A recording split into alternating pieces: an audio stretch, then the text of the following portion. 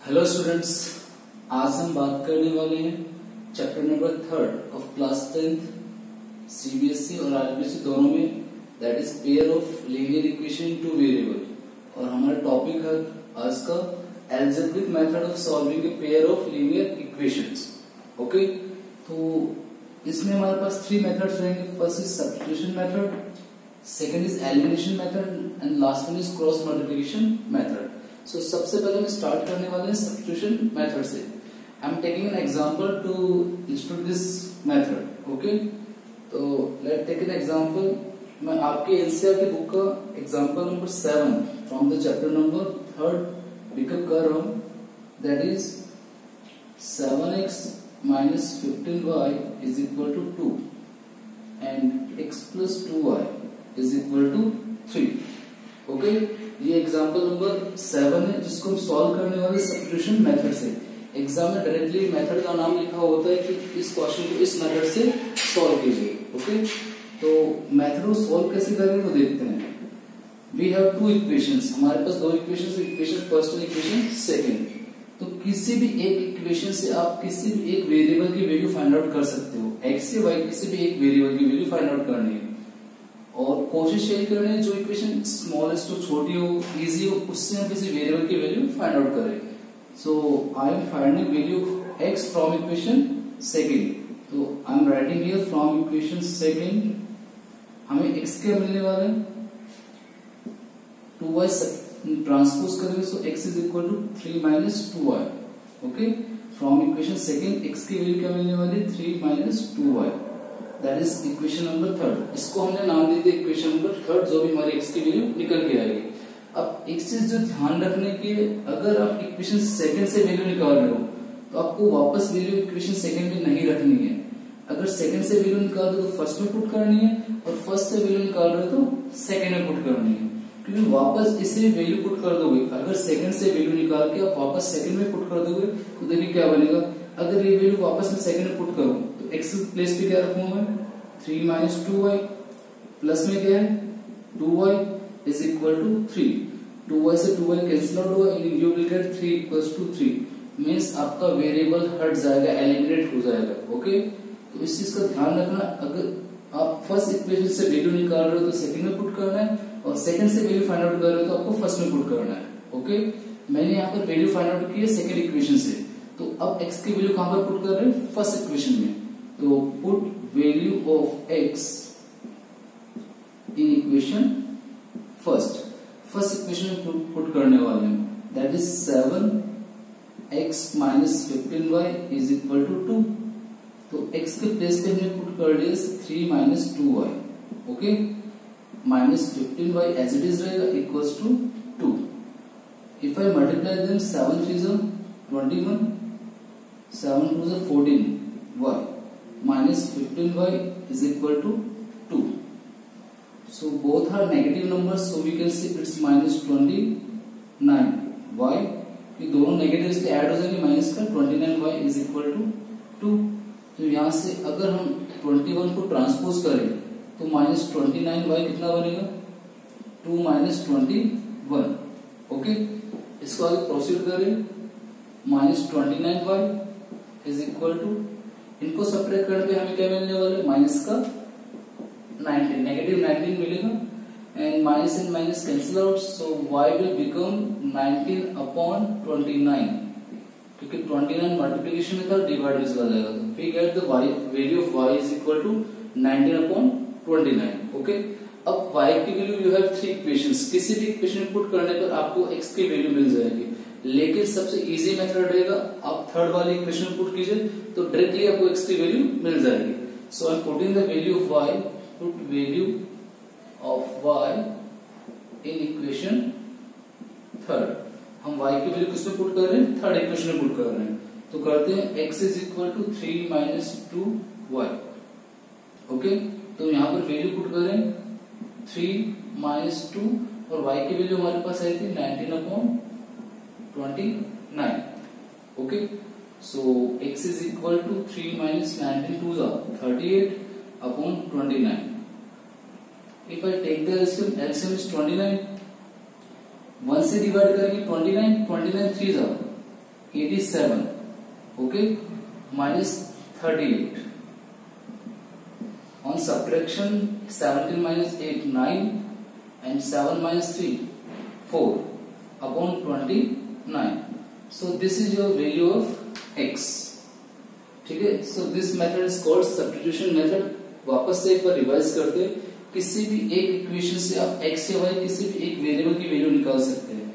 बस ध्यान क्या रखना है, जिस भी इक्वेशन से वैल्यू निकाल रहे हो वापस उसमें पुट नहीं करना है. अगर आप x से वैल्यू निकाल रहे हो तो y में पुट करना है.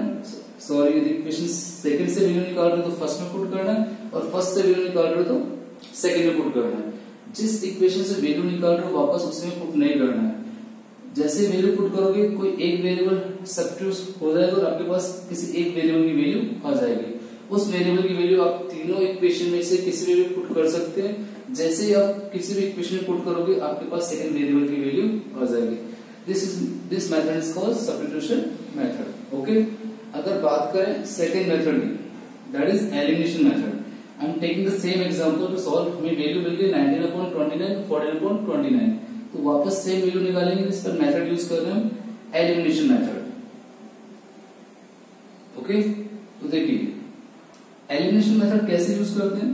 एलिमिनेशन मेथड में सबसे इंपॉर्टेंट चीज है कि आपको दोनों में से x और y दोनों में से किसी एक का कोएफिशिएंट सेम करना होता है. हम यूज कर रहे हैं एलिमिनेशन मेथड. दोनों में से किसी एक वेरिएबल का कोएफिशिएंट सेम करना होता है. ओके, वो आप किसी भी तरह कर सकते हैं. जैसे इक्वेशन फर्स्ट में x के साथ 7 आ रहा है, लेकिन इक्वेशन सेकंड में x का कोएफिशिएंट 1 है. तो अगर इक्वेशन सेकंड को मैं 7 से मल्टीप्लाई करूं तो x का कोएफिशिएंट सेम हो जाएगा.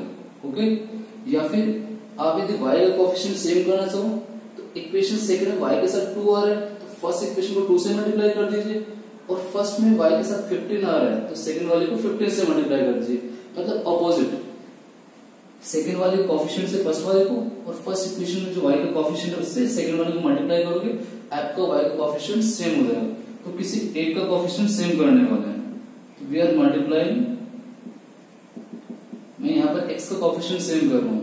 मल्टीप्लाई इक्वेशन सेकंड बाय 7, क्योंकि इक्वेशन फर्स्ट में x का कोएफिशिएंट कितना है 7, to equal coefficient of x. x का कोएफिशिएंट सेम करने के लिए हम सेकंड इक्वेशन को 7 से मल्टीप्लाई कर रहे हैं. तो फर्स्ट इक्वेशन मैंने एज इट इज रखी और सेकंड इक्वेशन को 7 से मल्टीप्लाई कर रहे हैं. तो 7 इंटू एक्स 7x, सारे ही टर्म्स को 7 से मल्टीप्लाई करना है. 7 2 ज़ा 14y और 7 3 ज़ा 21. ओके, उसके बाद क्या चीज चेक करनी, अगर जिस वेरिएबल कोएफिशिएंट सेम किए हैं उनके साइन सेम है तो साइन चेंज करेंगे, और अगर साइन सेम नहीं है तो डायरेक्टली उनको कैंसिल आउट कर देंगे. तो यहाँ पर देखो 7 और 7x दोनों के साइन सेम आ रहे हैं, तो साइन चेंज किससे करते हैं, नीचे वाले इक्वेशन के. तो यहाँ पर 7x प्लस का हमने किसका कर दिया, माइनस का. 14y भी पॉजिटिव है इसलिए नेगेटिव, और 21 भी पॉजिटिव है इसलिए नेगेटिव. ओके, तो 7x पॉजिटिव है 7x नेगेटिव है, कैंसिल आउट हो जाएगा. 15y नेगेटिव और 14y भी अब क्या बन चुका है, नेगेटिव बन चुका है. तो दोनों को ऐड करने पे कितना हो, 29y और किसका, माइनस का. और इधर चेक करें 21 नेगेटिव और 2 पॉजिटिव है तो सब्ट्रैक्शन होगा. सब्ट्रैक्शन करने पे कितना आएगा, 19 किसका आएगा, माइनस का. तो यहाँ पर माइनस से माइनस क्या हो गया, कैंसिल आउट. y क्या बन गया 19/29. आप चेक कर सकते हो जो सब्स्टिट्यूशन मेथड से हमने y की वैल्यू निकालती वो भी सेम वैल्यू की आ रही थी. अब y की वैल्यू किसी भी इक्वेशन में पुट करके आप इजीली x की वैल्यू फाइंड आउट कर सकते हो. अब इक्वेशन सेकंड छोटी लग रही है तो I am putting the value of y in equation second. Put value of y in equation second. Okay, so that is x plus 2y is equal to 3. So x plus 2y is equal to 19/29 equals to 3. तो यदि इनको multiply करें तो क्या बनने वाला है, 19 2 ज़ा 38/29 is equal to 3. अब 38/29 यहाँ पर पॉजिटिव आ रहा है तो उनको ट्रांसपोज उधर भेजने में क्या बन जाएगा, नेगेटिव बन जाएगा, -38/29. पर एलसीएम कितना आएगा, एलसीएम आने वाला है 29। तो 1 से डिवाइड करें 29, 29 3 जा 87। यहाँ पर 29 से 29 कैंसिल आउट होगा तो कितना रहने वाला है 38, और इनको सब्ट्रैक्शन करने पे हमें x मिल जाएगा 49/29। So this method is known as elimination method. इसमें हम किसी भी एक वेरिएबल को एलिमिनेट कर देते, हटा देते हैं।